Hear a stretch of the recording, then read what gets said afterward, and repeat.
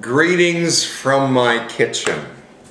We're on lesson 3 of our study of David, the life of the king, the man after God's heart. Last week we studied the giant of a story, of course, David and Goliath. And the story ends with some recognition of David and what he did with Goliath. Let me just read the end of chapter 17. Of course, David and Goliath is in chapter 17.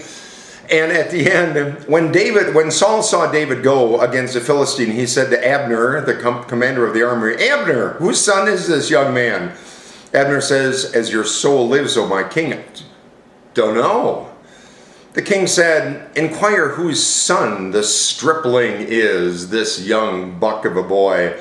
On David's return from killing the Philistine, Abner took him and brought him before Saul, and with the head of the Philistine in his hand, Saul said to him, "Whose son are you, young man?" And David answered, "I am the son of your servant Jesse, the Bethlehemite." So there ends with some recognition of Saul, the king, recognizing David for his conquest over Goliath. Now, what happens in chapter 18 is that we start to enter into this very complicated series of encounters and this relationship between David and Saul, and the incredible friendship of David and Jonathan. We'll see that over the next number of chapters, and especially today, we'll see how important that relationship was with David and Jonathan.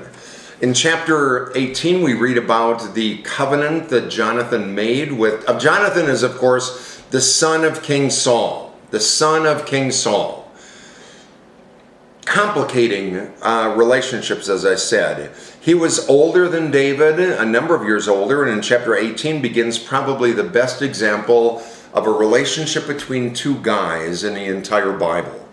A relationship between two guys. Chapter 18, verses 1 through 5. Let me just read those here. When David had finished speaking to Saul, the soul of Jonathan was bound to the soul of David, and Jonathan loved him as his own soul.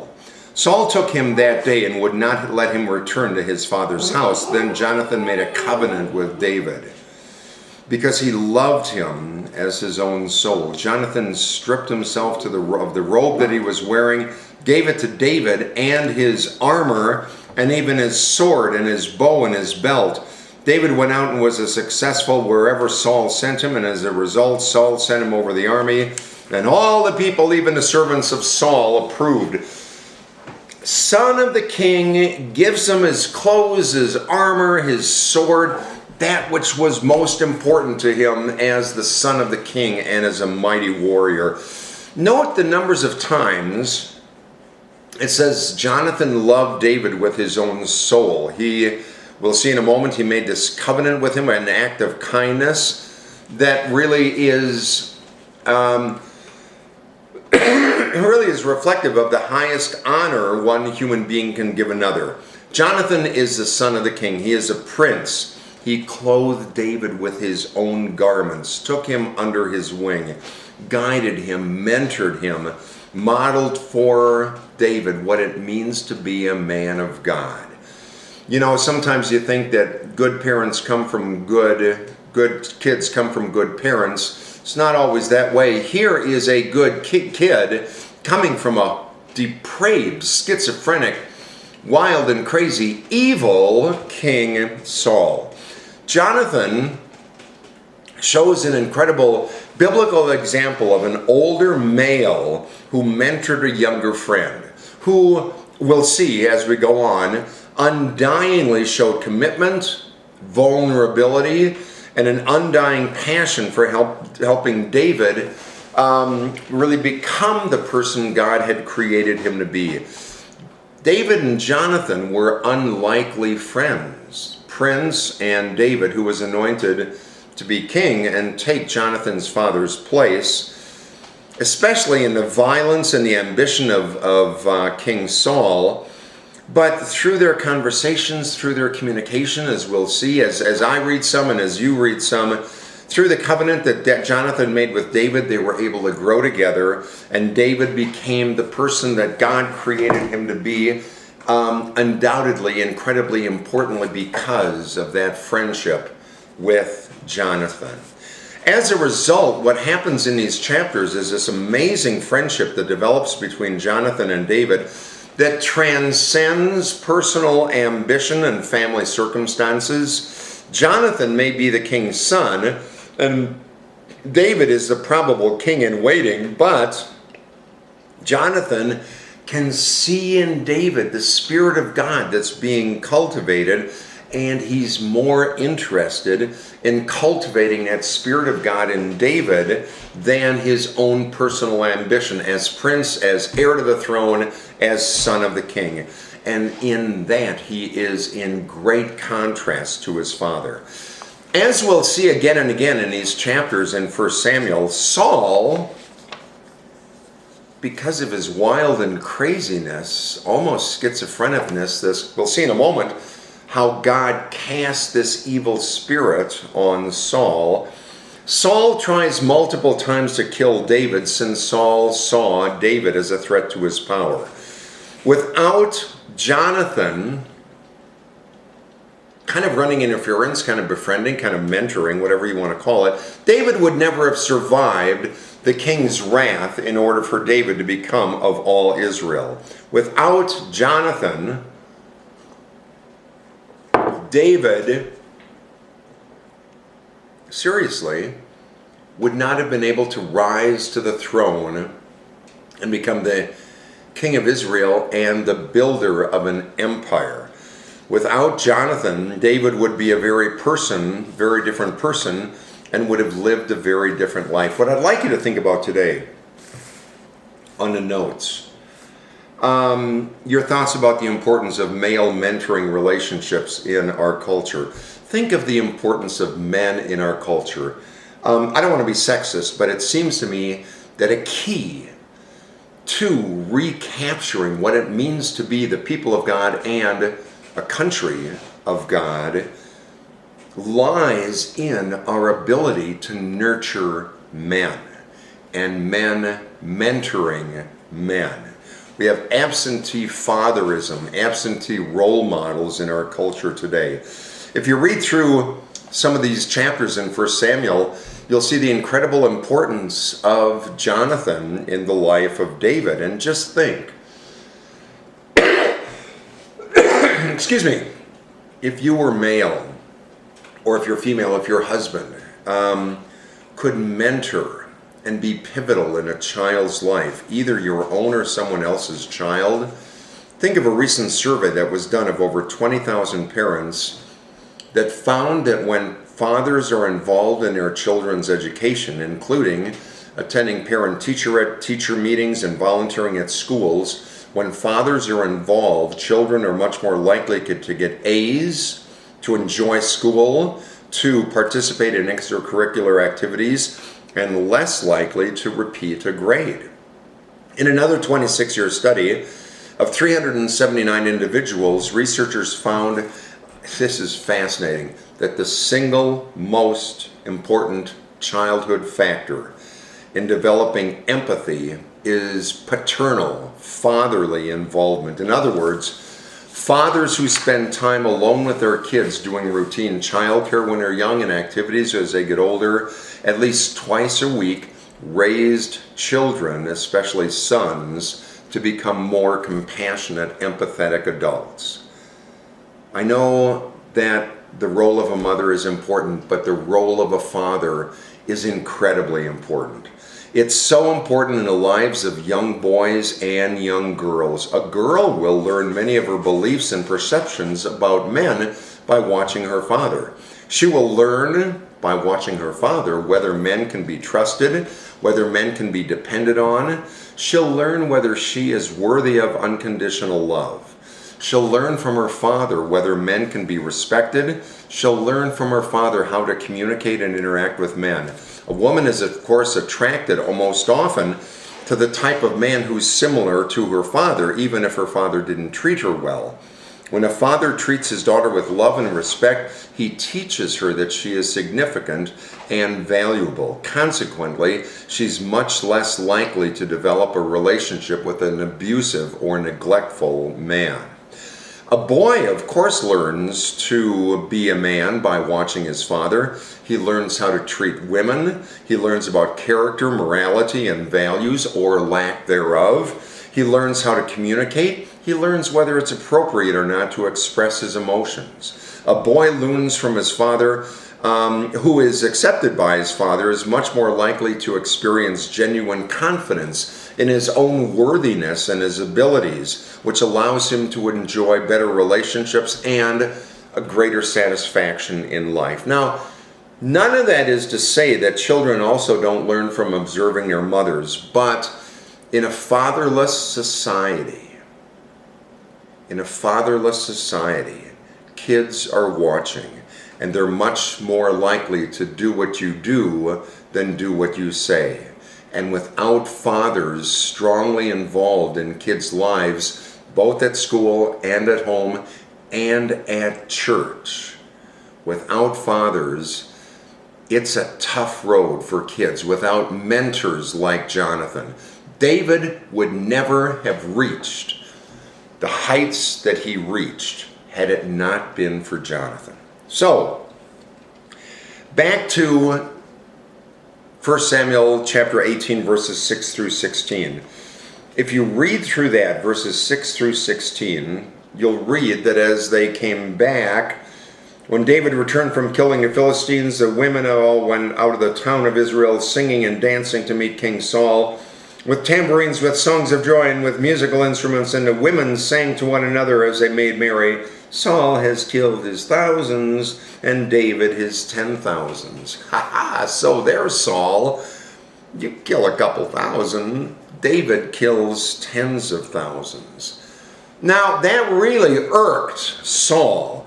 You'd think that King Saul would be grateful for David for that victory over Goliath, and for a while he was. He gave David command over some of his troops until David began to develop a reputation for military skill, so much so that he rose through the ranks. But one day these young women were singing this song, and that ticked Saul off. From that moment on, Saul was out to get David. And Jonathan, by the way, saved him many times. So Saul thought that David was a threat to his kingship. David is becoming more and more popular, while Saul is, well, becoming less and less popular as whatever it might be. Mental illness, manic depressive, schizophrenia, evil spirits, whatever it might be. Saul was really screwed up. So the more battles that David fights, the more angry Saul gets. He's afraid of him. He's afraid that his people will change their loyalty from Saul to David. Remember that this evil spirit that we talked about last week starts to invade Saul, and in those fits he tries to kill David. Now, David really, in reality, David poses no threat to Saul. One of the signs of David's godliness is that he'll have nothing to do with overthrowing the king. He doesn't want to become a shepherd boy, have been a shepherd boy, to rise through the ranks to overcome the king. He wants to serve God. David is a man after God's heart, and he's thoroughly consistent, at least at the beginning of this, all the way through his conflict with Saul. David will do no harm, even when the means by which to do harm lies close at hand, nor will he let any of his men harm Saul. So Saul has it all wrong. He is paranoid. He's not acting by reason, but out of his paranoia. In fact, Saul has this, I don't know what the word is, schizophrenic relationship, love-hate relationship, Dr. Jekyll and Mr. Hyde relationship with David. In his good moments, he loves Saul and David and appreciates what he's doing for Israel, so much so that he says, hey, take my daughter in marriage. And David eventually marries Michal. Now, there's a little bit of a glitch before that, of course. In the rest of the story of chapter 18, you notice in verse 17 that Saul said to David, here's my eldest daughter, Merab. She is great, and I will give you to her as a wife. Only be valiant for me and fight the Lord's battle. For Saul thought, if I raise a hand, I will not raise a hand against him, lest the Philistines deal with me. David said to Saul, who am I then? Who are my kinfolks, my father's family in Israel, that I should be the son-in-law of the king? But at that time, when Saul's daughter Merab should have been given to David, she was given to Ariel the Merilite as a wife. Saul yanks the plug. Kind of remember Laban, Uncle Laban, who did the whole thing with Rachel and Leah. Kind of the same kind of thing happens here. So in verses, for the rest of the verses, David ends up marrying Michal, and everything goes well with that. Look at chapter 19. Chapter 19 starts, on the other side of the ping pong ball. Saul wants to kill David. Take a moment and pause the tape and read through chapter 19, verses 1 through 7. 1 through 7. It's Jonathan intercedes for David. Saul spoke with his son Jonathan and all the servants about killing David, but Saul's son took delight in David. So he says, Jonathan talks to David and tries to divert his father's attention away from killing David. So if you read toward the end of that part in verse 17, you will see how Saul sends his people into David and Michal's bedroom, and Saul ends up swearing that David will not be killed. And part of the whole problem with Saul is that he makes these vows that David will not be killed, and he then turns back on them. In verses 8 through 17, Saul has the men send to David's house to kill him. His wife Michal arranges for an escape. She encourages David to leave in the middle of the night by escaping out a window. She says, David is ill. Whoa, look. She takes an idol. Not exactly sure what kind of idol, but she lays it in the bed. It couldn't have been a stone one since that's so heavy. So it's some type of wooden, maybe even hollow idol that she puts in the bed, pulls the cover up over them. See, he's sleeping. The men discover that, and she ends up lying about David, threatening her in order to protect herself. Her loyalty isn't with David. It is about her own self-interest to protect herself. So if you read through the end of the chapter, verses 18 through the end, through 24, you'll see a very interesting story about how David escapes to Samuel. If you want to pause it for a moment and read those verses 18 through 24, you'll see how David escapes to Samuel, who protects him for a while. But the interesting thing is, for Saul, nothing is sacred.